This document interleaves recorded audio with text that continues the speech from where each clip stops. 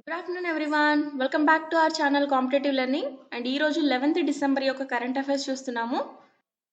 వీడియోలోకి వెళ్ళడానికన్నా ముందు ఇంకా మన ఛానల్ని ఎవరైతే సబ్స్క్రైబ్ చేయలేదో ప్లీజ్ సబ్స్క్రైబ్ చేయండి.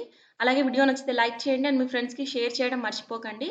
అండ్ ఇంకా మన ఛానల్లో ఏ టైప్ ఆఫ్ వీడియోస్ వస్తే బాగుంటుంది, అంటే ఏ సబ్జెక్ట్ రిలేటెడ్ వీడియోస్ వస్తే బాగుంటుంది అనేది కూడా నాకు కమెంట్ చేయండి. అండ్ ఈ రోజు మన వీడియోలోకి వెళ్ళిపోతే ఈ రోజు 11th డిసెంబర్ యొక్క ఇంపార్టెంట్ డే ఏంటో చూద్దాము. సో ఈ రోజు ఇంటర్నేషనల్ మౌంటైన్ డేగా సెలబ్రేట్ చేసుకుంటాము. అండ్ థీమ్ వచ్చేసి సస్టైనబుల్ మౌంటైన్ టూరిజం. ఈ డేని ఎందుకు సెలబ్రేట్ చేసుకుంటామంటే to educate the childrens and people. అంటే ఏ విషయంలో ఎడ్యుకేట్ చేయాలి, మౌంటైన్స్ ఏ విధంగా మనకి యూస్ఫుల్ ఉంటుంది అంటే ఫ్రెష్ వాటర్లో కానీ క్లీన్ ఎనర్జీలో కానీ ఫుడ్ అండ్ రీక్రియేషన్లో మనకు మౌంటైన్స్ ఏ విధంగా ఉపయోగపడుతుంది అనే ఒక అవేర్నెస్ని చిల్డ్రన్స్కి అండ్ అదర్ పీపుల్స్కి చెప్పడానికి ఈ డేని మనం సెలబ్రేట్ చేసుకోవడం జరుగుతుంది. సో 11th డిసెంబర్ని మనం ఇంటర్నేషనల్ మౌంటైన్స్ డేగా సెలబ్రేట్ చేసుకుంటాం. అండ్ ఈరోజు ఇంకొక ఇంపార్టెంట్ డే ఉంది, అదే యూనిసెఫ్ డే. యూనిసెఫ్ అంటే ఏంటి? United Nation International Children Emergency Fund. మనకి తెలుసు UNICEF is one of the organ of United Nation. And ఇది ఏం చేస్తుంది అని అంటే చిల్డ్రన్స్ ఎడ్యుకేషన్ గురించి, హెల్త్ గురించి అండ్ వాళ్ళకి ఇవ్వాల్సిన vaccines, safe water sanitization and quality education అనేది చిల్డ్రన్స్కి ఇవ్వాలి అన్న ఒక ఉద్దేశంతో ఈ ఆర్గనైజేషన్ని ఎస్టాబ్లిష్ చేయడం జరిగింది. సో చిల్డ్రన్స్ రైట్స్ కూడా ఇందులో ఇంక్లూడ్ అవుతాయి. అండ్ యూనిసెఫ్ ఎప్పుడు ఎస్టాబ్లిష్ అయింది? 11th డిసెంబర్ 1946న ఎస్టాబ్లిష్ అవ్వడం జరిగింది. అండ్ హెడ్ క్వార్టర్స్ ఎక్కడ ఉందండి? యుఎస్లోని న్యూయార్క్లో ఉంది. అండ్ ప్రెసిడెంట్ వచ్చేసి టోరే హ్యాట్రెమ్. సో ఇవి ఈ రోజు 11th డిసెంబర్ యొక్క ఇంపార్టెంట్ డే ఏంటి? International mountain day and UNICEF day. So next మనము ఈ రోజు కరెంట్ అఫైర్స్లోకి వెళ్ళిపోతే Fitch rating has slashed India's economic growth forecast in the financial year 2021-2022. So Fitch rating అనే ఒక ఇన్స్టిట్యూషన్ ఎకనామిక్ గ్రోత్, మన ఇండియన్ ఎకనామిక్ గ్రోత్ ఎంత ఉంటుంది అని ఫోర్కాస్ట్ చేయడం జరిగింది అని అంటే 8.4% ఉంటుందని చెప్పింది. అండ్ ఫైనాన్షియల్ ఇయర్ 2023కి ఎంత ఉండొచ్చు అని అంటే 10.3% ఉంటుంది అని చెప్పింది. నేను ఆల్రెడీ మన ప్రీవియస్ వీడియోలో వేరే ఆర్గనైజేషన్స్ వాళ్ళు చెప్పిన ఎకనామిక్ గ్రోత్ జీడిపి ఎంత ఉండొచ్చు అని ఎస్టిమేషన్ చేశారో అది నేను ఆల్రెడీ చెప్పాను. మళ్ళీ ఒకసారి చూద్దాము.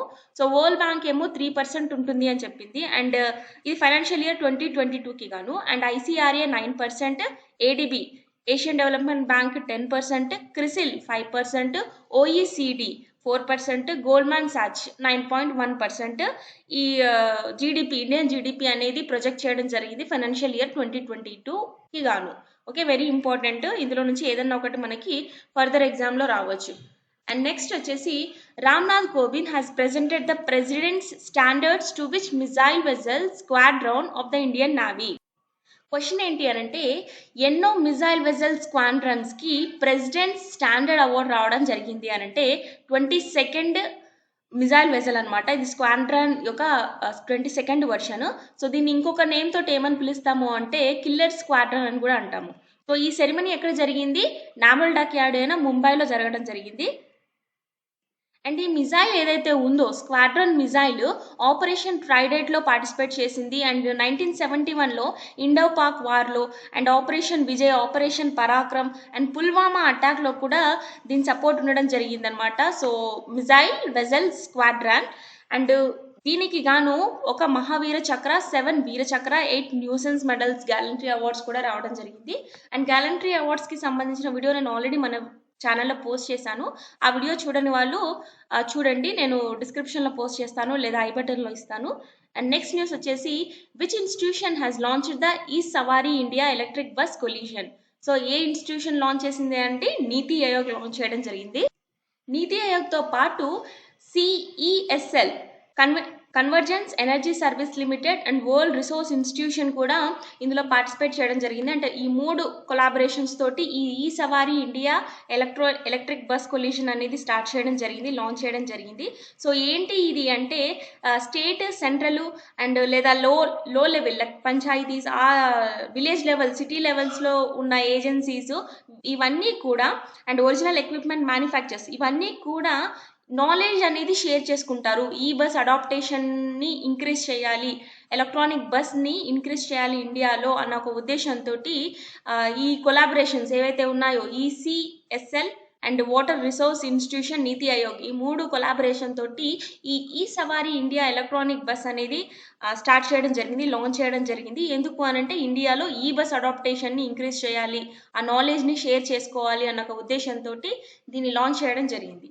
అండ్ నెక్స్ట్ న్యూస్ వచ్చి prime minister Modi to inaugurate Saryu Nahar national project in which state. So ఏ స్టేట్లో? యూపీలో, ఉత్తరప్రదేశ్లో దీన్ని స్టార్ట్ చేయడం జరిగింది. ఇక్కడ మనము సరయూ రివర్ గురించి కొంచెం తెలుసుకుందాం. సరయూ రివర్ మనకి అయోధ్యలో ఉంది కదా. సో అయోధ్యలో రామ్ మందిర్ టెంపుల్ బిల్డ్ చేస్తున్నారు కదా, ఈ సరయూ రివర్ పైననే బిల్డ్ చేయడం జరుగుతుంది. సో ఈ సరయూ నహర్ నేషనల్ ప్రాజెక్ట్ అనేది యూపీ గవర్నమెంట్ టేకప్ చేయడం జరిగింది. అండ్ దీని కాస్ట్ వచ్చేసి 9,800 crores అని మనం చెప్పొచ్చు. అండ్ ఈ ప్రాజెక్ట్లో ఇంటర్లింకింగ్ రివర్స్ అనేది చేస్తారు.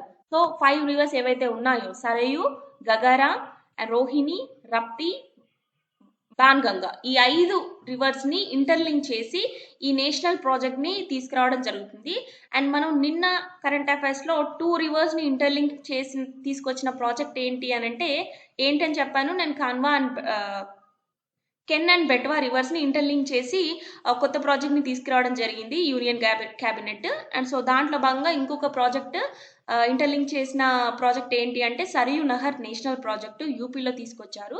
సో ఈ ప్రాజెక్ట్కి గాను 5 రివర్స్ ని ఇంటర్లింక్ చేయడం జరిగింది. అండ్ ఇది ఎక్కడ? యూపీలోని బల్రాంపూర్ ఏరియాలో దీన్ని స్టార్ట్ చేయబోతున్నారు, Saryu Nahar national project. And next news వచ్చి autobiography title at home in the universe released by home. So autobiography అంటే ఏంటి? జీవిత చరిత్ర. సో ఈ బుక్ రాసిన పర్సన్ ఎవరు అంటే బాలకృష్ణ మధుర్, అండ్ షార్ట్గా మనం బీకే మధుర్ అని అంటాము. అండ్ ఈయన ఎవరు? బీకే మథుర్ ఎవరు అని అంటే former chief executive officer of DHFL property service లిమిటెడ్కి సంబంధించిన పర్సన్. అండ్ ఈ బుక్లో ఏముంది అని అంటే 1980s అండ్ 1990sకి సంబంధించిన హౌసింగ్ ఫైనాన్స్ సెక్టార్కి సంబంధించిన పాలసీస్ ఏవైతే ఉన్నాయో అవి ఈ బుక్లో మెన్షన్ చేయడం జరిగింది. So at home in the universe released by Balakrishna Mathur. And next వచ్చి which bank signed MOU with Kendriya Sainik board. So one of the top public sector bank అయిన SBI దీన్ని సైన్ చేయడం జరిగింది కేంద్రీయ సైనిక్ బోర్డ్ తోటి. ఈ ప్రాజెక్ట్ కింద, ఈ అగ్రిమెంట్ కింద మనకి వార్ పర్సన్స్ ఎవరైతే ఉన్నారో, వార్లో ఇన్వాల్వ్ అయిన పర్సన్స్ లేదా ఎక్స్ సర్వీస్ మ్యాన్స్ అండ్ లేదా వార్ విడోస్, వార్లో చనిపోయిన సోల్జర్స్ యొక్క వైఫ్స్ విడోస్ ఎవరైతే ఉన్నారో వాళ్ళందరికీ కూడా, వాళ్ళ పిల్లలందరికీ కూడా ఒక ఎడ్యుకేషన్ సపోర్ట్ ఇవ్వడానికి ఈ అగ్రిమెంట్ అనేది సైన్ చేయడం జరిగింది SBI. సో ఈ స్కీమ్ కింద 8,333 వార్ పర్సన్స్ ఎవరైతే ఉన్నారో వాళ్ళకి బెనిఫిట్ అవ్వబోతుంది. ఏ రకంగా అంటే ఎవ్రీ మంత్ 1,000 రూపీస్ అనేది వీళ్ళకి ప్రొవైడ్ చేయడం జరుగుతుంది. ఎందుకు అనంటే వాళ్ళ చిల్డ్రన్స్ యొక్క ఎడ్యుకేషన్ సపోర్ట్ కోసము. అండ్ ఇంకొకటి ఇక్కడ ఆర్మ్డ్ ఫోర్స్ ఫ్లాగ్ డే ఫండ్కి కూడా 10 crores అనేది SBI ఇవ్వడం జరిగింది. Armed forces flag day fund ఎందుకు కలెక్ట్ చేస్తారు? నేను ఆల్రెడీ ఈ విషయం కూడా నేను మన ప్రీవియస్ కరెంట్ అఫైర్స్లో కవర్ చేశాను. సో ఎందుకు కవర్ చేస్తారు, ఎందుకు ఇస్తారు armed forces flag day fund ఎందుకు కలెక్ట్ చేస్తారు అని అంటే ఎవరైతే ఈ వార్ పర్సన్స్ ఉంటారో వాళ్ళ ఫ్యామిలీకి ఫైనాన్షియల్ సపోర్ట్ కోసము అండ్ ఫైనాన్షియల్ సపోర్ట్స్ కోసం ఈ ఫండ్ని కలెక్ట్ చేస్తారు. ఎందుకు అనంటే ఒక బ్రదర్హుడ్ నేచర్ని క్రియేట్ చేయాలి, ఇండియన్ సిటిజన్స్కి ఒక బ్రదర్హుడ్ రిలేషన్షిప్ని ప్రమోట్ చేయాలి. సో వాళ్ళు కూడా మన ఫ్యామిలీ అని ఒక ఇనిషియేటివ్ తీసుకురావడం కోసం ఈ ఆర్మ్డ్ ఫోర్సెస్ ఫ్లాగ్ డే ఫండ్ని కలెక్ట్ చేయడం జరుగుతుంది. సో దానికి గాను SBI 10 crores రూపీస్ అనేది ఈ ఫండ్ కింద ఇవ్వడం జరిగింది. Okay, which bank signed MOU with Kendriya Sainik board అంటే SBI, state bank of India. And next current affairs వచ్చేసి young geospatial scientist award is given to whom. ఎవరికి ఇచ్చారు అని అంటే IIT కాన్పూర్ సైంటిస్ట్ అయిన రూపేష్ గోయల్కి ఇవ్వడం జరిగింది. అండ్ ఎందుకు ఇచ్చారు అని అంటే ఈయన ఇండియన్ జియోడ్ మోడల్ అండ్ కంప్యూటేషన్ సాఫ్ట్వేర్ని బిల్డ్ చేసినందుకు గాను ఈ అవార్డు ఇవ్వడం జరిగింది. అండ్ యంగ్ జియోస్పేషియల్ సైంటిస్ట్ అనేది 2011 నుంచి కూడా ఈ అవార్డు ఇస్తారు. బిలో 35 years ఎవరైతే ఉన్నారో వాళ్ళకి ఈ అవార్డు ఇవ్వడం జరుగుతుంది. సో ఈ year young geospatial scientist award ఎవరికి వచ్చింది అంటే IIT కాన్పూర్కి సంబంధించిన సైంటిస్ట్ అయిన రూపేష్ గోయల్కి ఈ అవార్డు రావడం జరిగింది. సో మన ఛానల్ని ఇంకా ఎవరైతే సబ్స్క్రైబ్ చేయలేదో ప్లీజ్ సబ్స్క్రైబ్ చేయండి. ఇంకా ఏ టాపిక్స్ పెడితే బాగుంటుంది అనేది కూడా నాకు కమెంట్ చేయండి. నెక్స్ట్ వచ్చేసి భాషా సంఘం mobile app launched with 22 languages. So ఈ మొబైల్ యాప్ అనేది రీసెంట్గా సెంట్రల్ గవర్నమెంట్ లాంచ్ చేయడం జరిగింది. ఈ యాప్‌లో ఏంటి అనంటే, మన ఓన్లీ మదర్ టంగ్ ఒకటే కాకుండా అదర్ లాంగ్వేజెస్ బేసిక్ కన్వర్జేషన్స్ ఏవైతే ఉంటాయో అవన్నీ కూడా ఈ యాప్‌లో ఉండడం జరిగింది. అంటే ఆల్‌మోస్ట్ 22 లాంగ్వేజెస్‌లో ఈ యాప్ అనేది బిల్డ్ చేయడం జరిగింది సెంట్రల్ గవర్నమెంట్. సో, దీనివల్ల ఆల్‌మోస్ట్ 75,00,000 పీపుల్‌కి యూజ్‌ఫుల్ ఉంటుంది. అంటే ఓన్లీ మన లాంగ్వేజే కాకుండా other languages basic conversations abilities ఏవైతే ఉన్నాయో, బేసిక్ కన్వర్జేషన్ ఎలా మాట్లాడాలి, ఏంటి, ఈ వర్డ్‌ని ఏమంటారు, ఆ వర్డ్‌ని ఏమంటారు అనేది డిఫరెంట్ లాంగ్వేజెస్‌లో మనం ఈ భాషా సంఘం మొబైల్ యాప్ ద్వారా తెలుసుకోవచ్చు. సో, గవర్నమెంట్ ఈ స్కీమ్‌ని ఏక్ భారత్ శ్రేష్ఠ భారత్ ప్రోగ్రామ్ కిందకి తీసుకురావడం జరిగింది. ఈ యాప్‌లో మేజర్‌గా ఉండే సెంటెన్సెస్ ఒక నార్మల్ కామన్ సెంటెన్సెస్ ఒక 100 సెంటెన్సెస్‌ని ఇందులో ఆడియో అండ్ టెక్స్ట్ ఫార్మాట్‌లో కూడా పెట్టడం జరిగింది. 22 ఇండియన్ లాంగ్వేజెస్ ఏవైతే ఉన్నాయో, ఆ 22 ఇండియన్ లాంగ్వేజెస్‌లో ఈ 100 సింపుల్ సెంటెన్సెస్ ఏవైతే ఉన్నాయో అవన్నీ కూడా ఈ మొబైల్ యాప్‌లో పెట్టడం జరిగింది. అండ్ ఈ భాషా సంఘం మొబైల్ యాప్ అనేది ఎవరు లాంచ్ చేశారు అనంటే, మినిస్ట్రీ ఆఫ్ ఎడ్యుకేషన్ లాంచ్ చేయడం జరిగింది. సో, దీంతో పాటు ఈ ఏక్ భారత్ శ్రేష్ఠ భారత్ క్విజ్ కూడా ఈ మొబైల్ యాప్‌లో కండక్ట్ చేయడం జరుగుతుంది. సో, భాషా సంఘం మొబైల్ యాప్ అనేది అదర్ లాంగ్వేజెస్ గురించి తెలుసుకోవడానికి యూజ్‌ఫుల్ అవుతుంది. నార్మల్ సెంటెన్సెస్ ఈ మొబైల్ యాప్‌లో ఉంటుంది. With 22 languages. So, next news వచ్చేసి Indian weight lifter clinches gold at Commonwealth weight lifting championship. ఎవరు విన్ అయ్యారు అనంటే జిల్లీ దలేబేరా. ఈవిడ ఒరిస్సా స్టేట్‌కి సంబంధించిన పర్సన్. అండ్ ఈమె 49 కేజెస్ వెయిట్ లిఫ్టింగ్‌లో పార్టిసిపేట్ చేశారు. కామన్‌వెల్త్ వెయిట్ లిఫ్టింగ్ ఛాంపియన్‌షిప్ అనేది ఉజ్బెకిస్తాన్‌లో జరుగుతుంది. సో, తష్కెంట్‌లో జరిగింది. ఓకే. నెక్స్ట్ వచ్చేసి మనం కొన్ని ఇండెక్సెస్ అనేది చూద్దాము. ఈ మంత్‌లో అంటే ఈ వీక్‌లో రిలీజ్ అయిన కొన్ని ఇండెక్సెస్ అనేది మనం చూద్దాము. ఈ ఇండెక్సెస్ అనేది కూడా మనకి ఎగ్జామ్ పాయింట్ ఆఫ్ వ్యూ చాలా ఇంపార్టెంట్. సో, దాంట్లో భాగంగా ఏషియా పవర్ ఇండెక్స్ రిలీజ్ చేయడం జరిగింది. దాంట్లో మన ఇండియా ర్యాంక్ వచ్చేసి 4థ్ ప్లేస్ అని చెప్పొచ్చు. సో, ఫస్ట్ ప్లేస్ వచ్చేసి యునైటెడ్ స్టేట్స్ ఆఫ్ అమెరికా ఉంది. ఇవన్నీ కూడా నేను స్కోర్స్ 100కి గాను ఎంతొచ్చింది స్కోర్ అనేది ఇక్కడ మెన్షన్ చేశాను నేను. సో, ఫస్ట్ ప్లేస్‌లో ఎవరున్నారు? యూఎస్ఏ ఉన్నది. ఎంత స్కోర్ వచ్చింది? 82.2 స్కోర్ రావడం జరిగింది. అండ్ సెకండ్ ప్లేస్‌లో చైనా, థర్డ్ ప్లేస్‌లో జపాన్ అండ్ ఫోర్త్ ప్లేస్‌లో వచ్చేసి ఇండియా ఉండడం జరిగింది. అండ్ ఎంత స్కోర్ అంటే 37.7 స్కోర్ రావడం జరిగింది 100కి గాను. So, very important current affairs. Asian power ఇండెక్స్‌లో ఇండియా ర్యాంక్ ఎంత అంటే ఫోర్త్ ర్యాంక్ అని చెప్పొచ్చు. అండ్ ఫిఫ్త్ ప్లేస్ వచ్చేసి రష్యా ఆక్యుపై చేసింది. అండ్ నెక్స్ట్ ఒక అవార్డ్స్ చూద్దాము. WTA women tennis association awards ఇవ్వడం జరిగింది. సో, దాంట్లో భాగంగా 2021 world tennis association women tennis association player of the year ఎవరికొచ్చింది అంటే ఏష్లెగ్ బార్టీకి రావడం జరిగింది. ఈవిడ ఆస్ట్రేలియన్ ప్లేయర్. అండ్ ఈమెకి ఇది second time player of the award రావడము.